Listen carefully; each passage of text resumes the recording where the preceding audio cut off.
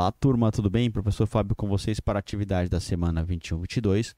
Vamos falar um pouco aqui sobre aspectos da cultura dos índios e como essa cultura foi modificada pela chegada dos europeus, mas também como os europeus sofreram mudanças a partir do contato com os índios, ou seja, a cultura que hoje nós temos como cultura europeia, também sofre modificações.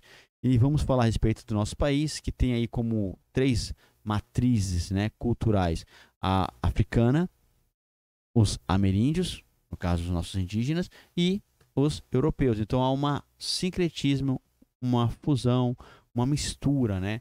Claro que com predomínio de aspectos europeus, porque havia uma imposição, uma questão de controle, né? Mas nós temos ali ainda a permanência, né, de vários aspectos dessas culturas. E vamos ver então o que mudou, o que veio de cada uma delas, pelo menos um pouco aqui na nossa aula específica sobre os indígenas, né, e como a influência dos hábitos indígenas construíram a cultura que nós temos hoje, tá bom? Então vamos lá. Primeiro texto, nós vamos trabalhar com duas fontes, são dois textos.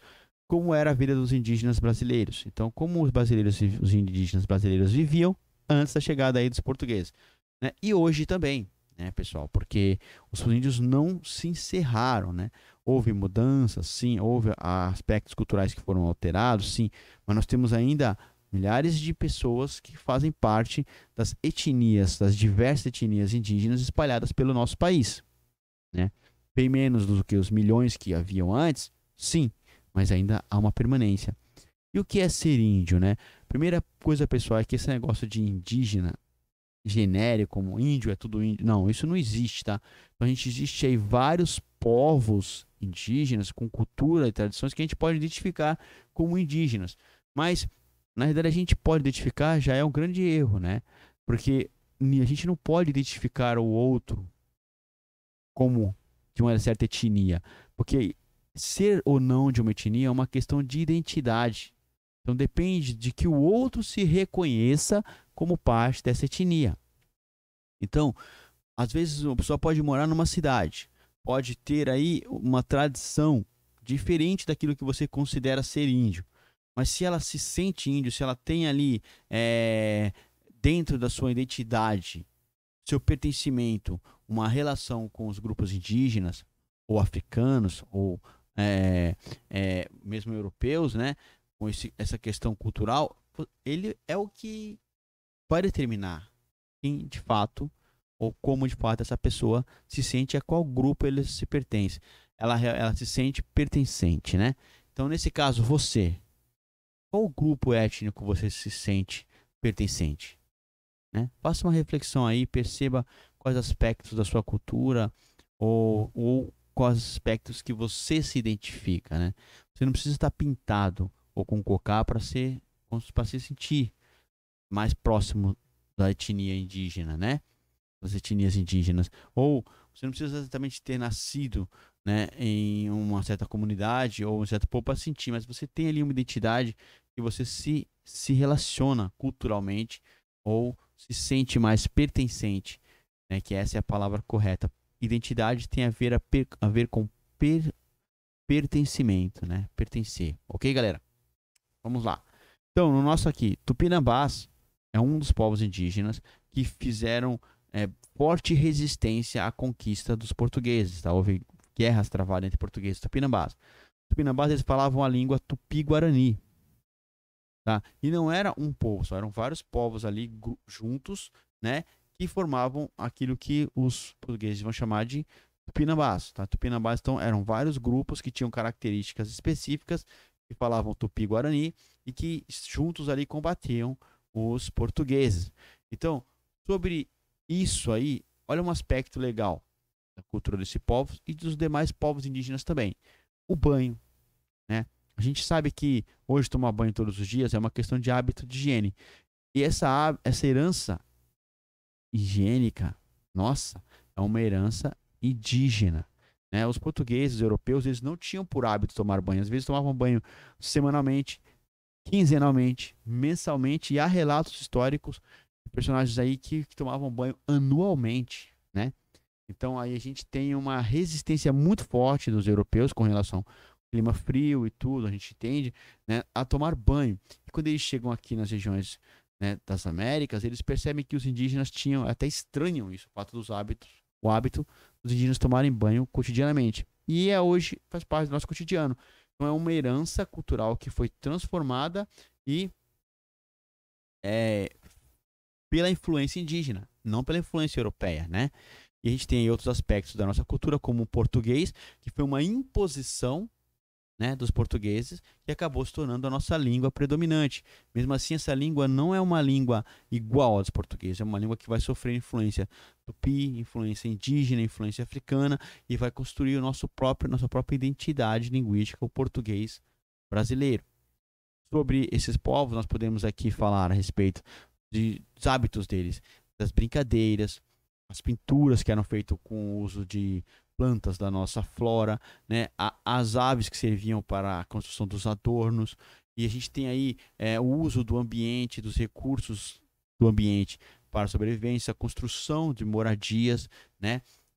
A forma como essas moradias se organizavam, as ferramentas que eles construíam, né, a partir das suas tecnologias, através dos nossos indígenas aqui das Américas, da América do Sul, principalmente do Brasil aqui, né? Não das Américas em geral, mas do Brasil, eles não dominavam metal, mas eles utilizavam a madeira como tecnologia para fazer armas, a pedra, né? Então a gente tem todo esse tipo de uso de tecnologia, tá bom? E a organização do trabalho nas aldeias era feita a partir da divisão por gênero. Mulheres preparavam alimentos, faziam artefatos, faziam atividades internas, enquanto os homens faziam atividade externa, a caça, né, guerreavam. Então a gente tem aí uma divisão de trabalho por gênero. Então há uma organização social, há tradições, há brincadeira, há uso de tecnologias, há uma forma de habitação, há uma divisão de trabalho, né? Então há toda uma cultura constituída e organizada, que vai sofrer modificações a partir da chegada dos europeus, mas também vai influenciando esses europeus, né? E nosso segundo texto, leia o texto sobre Yujá. Vai falar aí a respeito, né, novamente, de tradições desse povo, né, que é da região do Rio Xingu, no Mato Grosso, e como eles utilizavam a pintura corporal, utilizam a pintura corporal, o gosto por festa, né? A bebida típica, que é o caxiri feito de mandioca, lembrando que a mandioca é a base do alimento dos índios brasileiros, tá? Dos índios originários aqui do nosso território. E esse povo Yujá, ele tem aí uma forma característica de desenvolver a educação, ensinando jovens ao trabalho, ao bom comportamento. E nesse caso, como eles aprendem? Através de atividades práticas, olhando, ouvindo, imitando, né, o jeito dos adultos fazer as coisas. O nosso texto aqui vai ser bem rico em termos disso. E lá nas escolas da tribo Yujá, eles usam a língua portuguesa, mas também a língua tradicional deles, que é o tupi. Então eles aprendem o tupi junto com o português, a língua originária deles, e o português, que é uma língua que nós recebemos a partir da colonização, né? Há campeonatos, há tradições. Olha que interessante, campeonato de arco e flecha, os meninos ajudam as mães a cuidarem dos mais novos. Será que isso acontece no nosso cotidiano? Quanto disso aí é uma tradição e tem características próximas, né? O uso de colares, de miçangas, a própria produção desses artesanatos para vender, né? Então a gente tem aí todo um universo cultural. Pessoal, nessa atividade eu deixei aqui um vídeo complementar que fala sobre essa arte, sobre a produção de cestaria, sobre a pintura corporal, né? E alguns aspectos históricos aí e hábitos e culturas da tradição indígena. Vale muito a pena ver, vai enriquecer o teu repertório cultural, vai fazer que você compreenda mais a respeito desses aspectos da cultura indígena e também perceber se você se identifica mais também com aspectos dessa cultura, ok? Nossa atividade vai tratar ali primeiro, será que os indígenas sempre falaram a língua portuguesa? Está bem fácil a atividade, né? Então vamos refletir a respeito do texto, é uma análise das nossas duas fontes, texto 1 e texto 2. No texto 1, os tupinambás eram um povo que tinha qual língua predominante? Vamos lá, voltem o vídeo, façam a leitura do texto, e a gente vai encontrando aqui as respostas. Pelas informações do texto, é possível notar muitas diferenças entre a vida de um povo indígena e o não indígena? Então, a gente consegue perceber semelhanças e diferenças, né? Há grandes diferenças, sim, né?